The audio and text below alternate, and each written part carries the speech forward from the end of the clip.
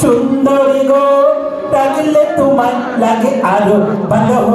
সুন্দরী চলেছে একা পথে, ওটাকে বলি হাত করো খালি, চাবুক রেখে আমার হাতে ধরো, লাগে ভালো।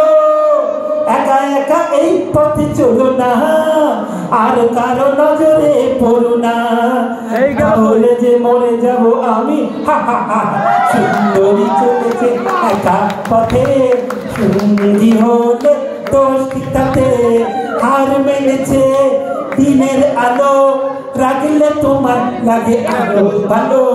সুন্দরী চলেছে একা পথে।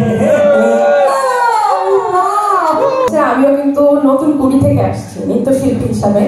তো জাজের প্যানেলে যারা বসে থাকতেন আর আমি যখন স্টেজে নাচ করতাম তখন খুব ভয় লাগতো, বাট এখানে আজকে যে প্রতিযোগিতা দেখলাম তারা কিন্তু খুবই সাহস এবং কনফিডেন্টলি তারা খুব সুন্দর করে প্রেজেন্ট করেছে।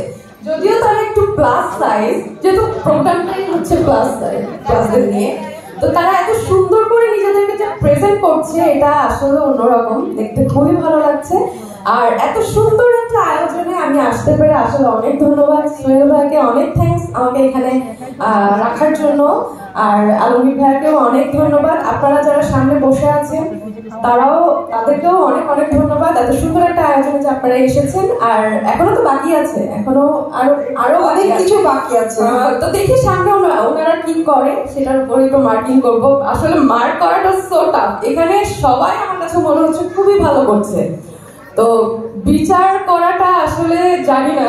আমরা তো এখানে 5 জন আছি, 5 জনের বিচারটাই হচ্ছে মেইন, সবারটাই কাউন্ট করা হবে, তো দেখা যাক সামনে কি হয়। তো থ্যাংক ইউ সো মাচ। আর কি বলবো, আমার জন্য তো অবশ্যই দোয়া করবেন। Thank you.